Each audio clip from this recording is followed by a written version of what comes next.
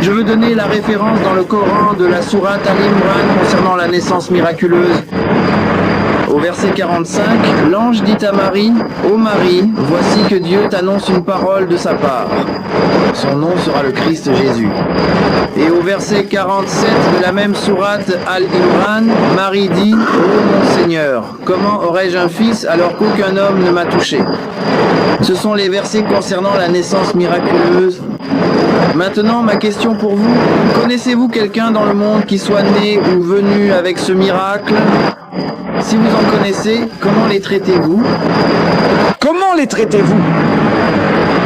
Oui, voyez-vous, vous dites aux chrétiens, nous acceptons Jésus-Christ.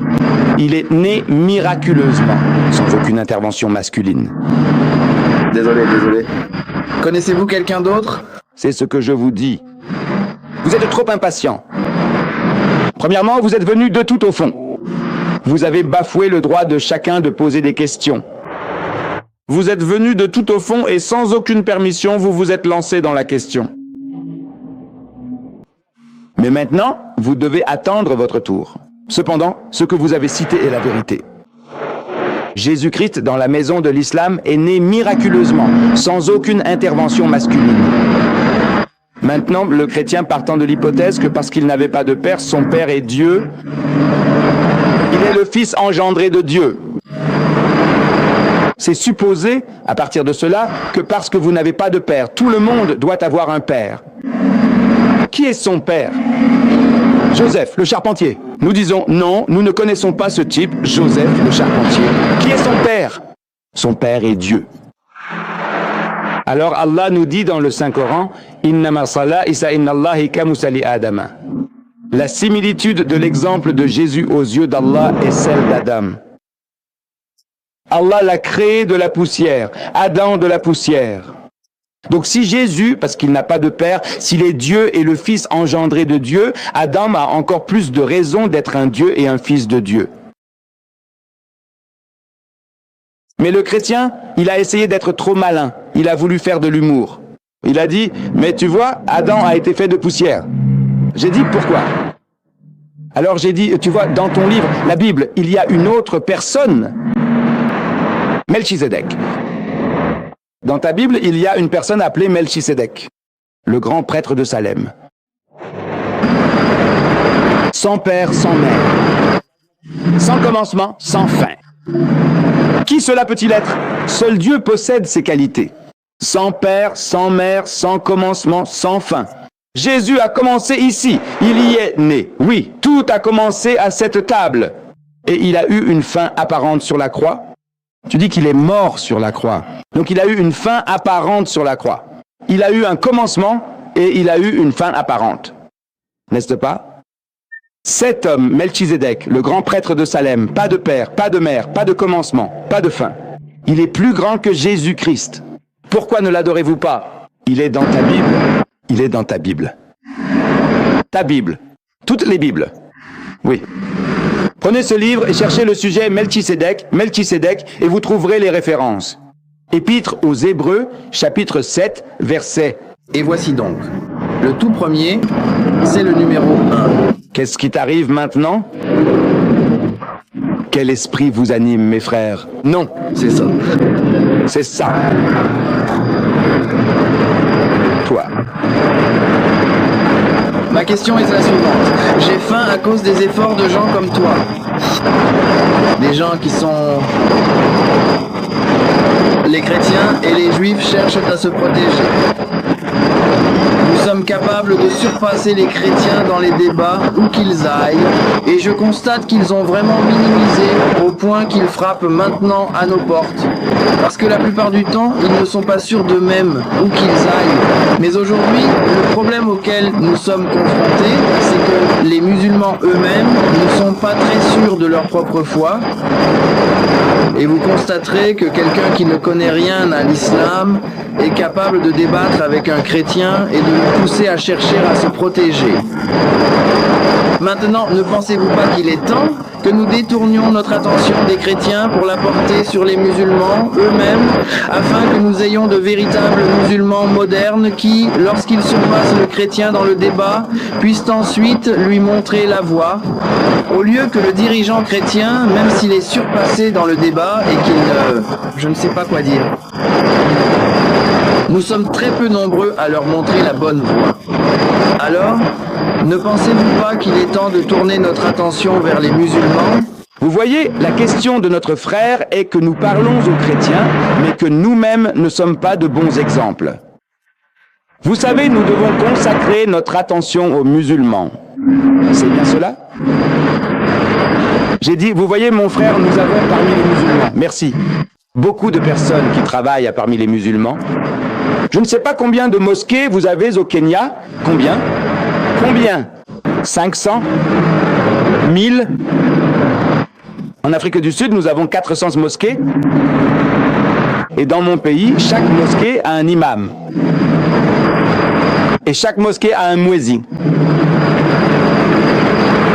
Alors je demande à ces imams, à qui parle-t-il, si ce n'est pas à vous? Et le muezzin, qui appelle-t-il, si ce n'est vous? À Baïkonour, il y a 400 imams et 400 muezzins, ils appellent les musulmans. Y a-t-il quelqu'un d'autre qui appelle le chrétien? Y a-t-il Ahmad Dida? Très bien, faites comme vous voulez. Ahmad Dida, une hirondelle ne fait pas le printemps. Donc la question est, maintenant il y a des gens, il y a une Jamaat Tablighi. Je ne sais pas si vous en avez une ici. Parmi qui travaille-t-il? Pour faire de vous un meilleur musulman. Pour vous apprendre à faire la prière. Comment réciter la kalima, la shahada? Ils font leur travail. Chacun fait son travail. N'est-ce pas? Je suis un spécialiste. Donc maintenant, je vous arme pour cela. C'est le combat. Dans ce combat, voici les cailloux dont vous avez besoin, et voici comment lancer le caillou et lui fendre le crâne. C'est ça. En attendant, vous en tirez aussi un bénéfice en tant que musulman. Vous m'écoutez en tant que musulman. Cela enthousiasme votre iman, vous donne la force de vaincre. Vous sentez que non, vraiment, nous pouvons répondre au Nazara, nous utilisons une bonne méthode, et en même temps, je vous arme.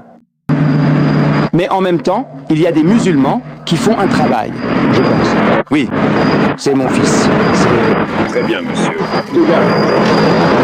Est-ce que vous avez peut-être... Nous avez montré tant de choses ici, à Samanich, sur la façon de combattre ce feu. Mais vous ne le savez peut-être pas, l'une des périodes que nous avons traversées à plusieurs reprises, c'est de ne pas savoir comment combattre le munafek.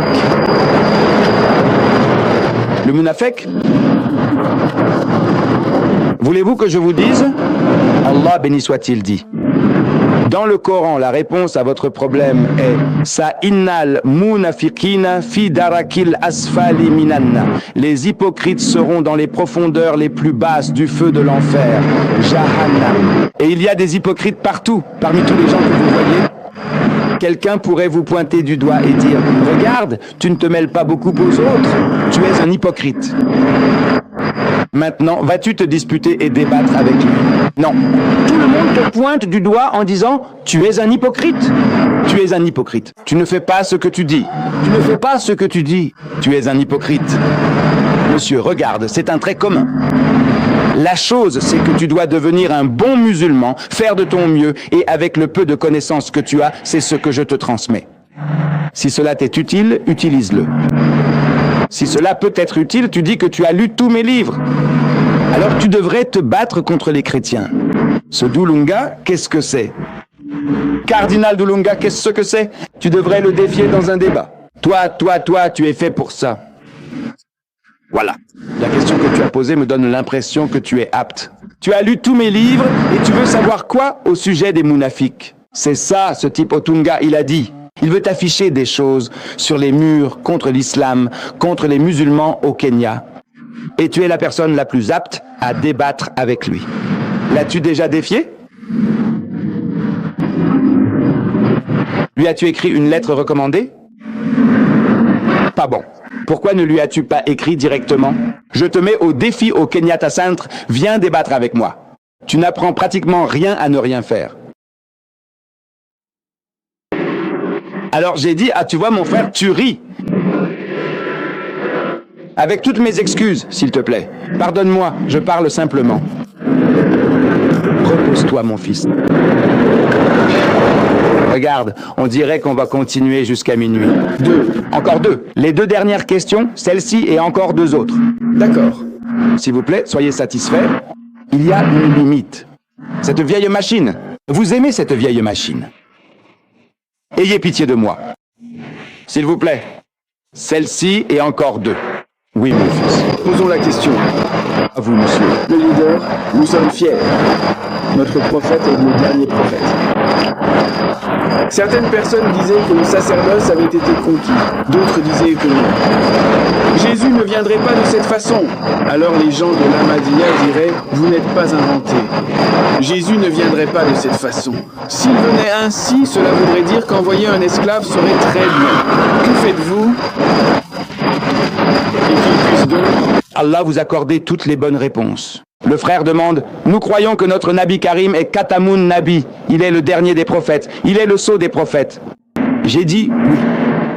Maintenant, les Qadianistes disent que si Jésus-Christ revient lors de sa seconde venue, alors notre Nabi n'est pas le dernier prophète. Est-ce cela la question? Alors, quelle est la réponse?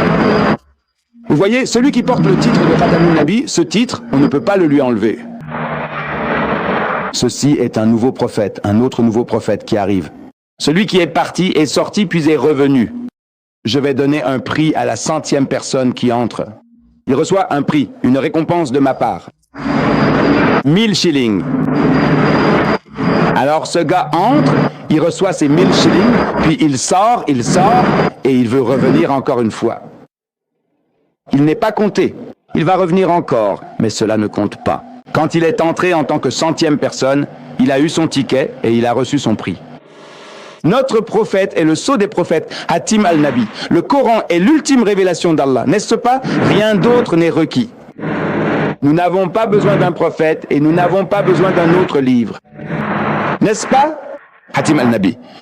Ce type, parce qu'il veut faire de son homme Mirza Ghulam Ahmad, comme Jésus-Christ lors de la seconde venue, donc maintenant tout cet exercice, il veut faire de Mirza Ghulam Ahmad son chef pour qu'il prenne la place de Jésus-Christ lors de la seconde venue.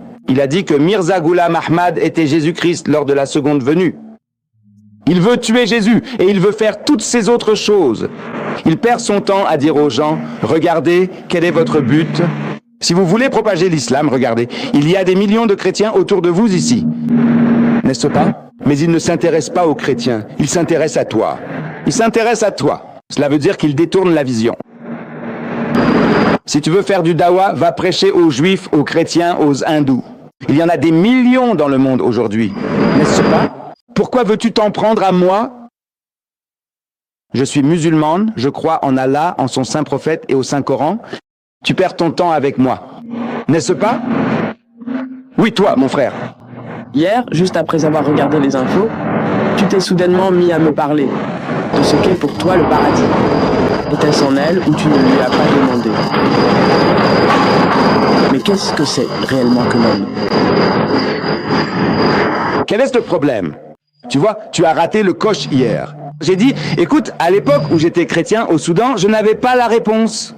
En d'autres termes, maintenant, j'ai la réponse. Mais personne ne m'a posé la question. Alors, quelle est la réponse, monsieur Dedeb? Dans le cours que j'ai eu ce matin, l'un d'eux a demandé « Quelle est la réponse ?» Donc j'ai dû donner la réponse. Tu me poses la question, alors je donne la réponse. Que dit le Coran? Que dit le Coran? Alors j'ai dit, cette réponse se trouve dans la sourate Al-Imran, c'est-à-dire le chapitre 3, verset 133. Allah dit Wasari'u ila maghfiratin min rabbikum. Wasari'u signifie faites la course, courez, courez pour la maghfira d'Allah, pour son pardon et son paradis. Allah vous le dit. Wasari'u ila maghfiratin min rabbikum wa jannatin arduha as-samawati wal ardu wa u'iddat lil muttaqin. Est un paradis. Quelle largeur? La largeur, vaste. Quelle est la largeur du paradis? Allah dit dans le Coran, c'est la largeur des cieux et de la terre réunis. La largeur de ton paradis, quelle est sa longueur, quelle est sa profondeur? Allah ne se trompe pas. Rien que la largeur, c'est la largeur des cieux et de la terre réunis. Il n'y a pas de place pour l'enfer. Le paradis est tellement immense. C'est ce qu'Allah dit. Cela veut dire que tu ne peux pas dire que c'est ici, n'est-ce pas?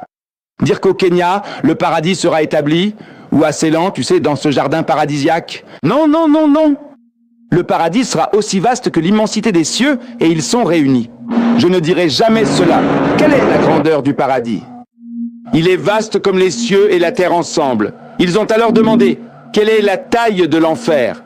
Il a dit, Jahannam est aussi vaste que l'immensité des cieux et de la terre réunis. S'ils sont tous les deux si grands, comment peuvent-ils exister?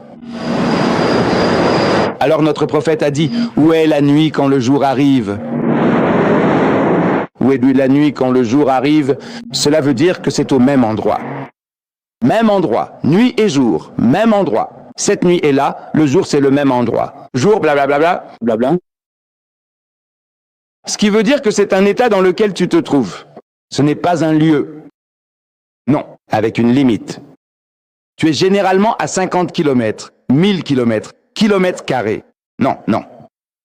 L'enfer sera aussi vaste, et ton enfer sera aussi vaste. Tout le monde sera accueilli. Où va le dernier? Celui-là. Encore un étudiant transféré? Fac de Agnew. Si l'on considère la situation sous cet angle précis, alors il convient de noter que dans ce cas, Récemment, j'ai eu un homme de foi chrétienne. sois un peu plus fort, mon fils. Je n'entends pas. Viens. Ouais, c'est ça, exactement. Dis, j'aimerais vraiment entendre ta question. En tant qu'étudiants dans notre école, nous débattons souvent avec nos chrétiens et essayons de raisonner avec eux. Maintenant, lorsque nous raisonnons avec eux, lorsque nous les acculons, ils deviennent arrogants et agressifs. Que pouvons-nous faire pour fixer les caractères? Merci. Il est à l'école, et quand il débat et raisonne avec le chrétien, quand ils perdent leur sang-froid et deviennent querelleurs et agressifs. Alors, comment gérez-vous cela? Allah nous dit dans le Saint-Coran, وَإِذَا خَاتَبَهُمُ الْجَاهِلُونَ وَعَلْوَ السَّلَامَ. Lorsque tu rencontres l'ignorant qui t'adresse la parole avec arrogance, que dois-tu dire? Il dit, tu suis ton chemin, je suis le mien. Mais malgré cela, tu essaies. Tu le secoues, tu as créé une fissure dans sa foi. Quand tu perds une bousculade, tu sais que tu as perdu. Alors tu la poses ici. Tu fais preuve de douceur et tu dis, frère, Afi, frère, comme ceci, comme cela. Insiste un peu plus. Et insiste encore un peu plus. D'accord? Mais fais preuve d'humilité. Sois humble. Ne te bats pas à coups de poing. Ne dis pas, d'accord, viens, on va régler ça par la bagarre. Non. Fais preuve d'humilité. Mais le verset dit, Salahus, tu prends ta route, je prends la mienne. Merci.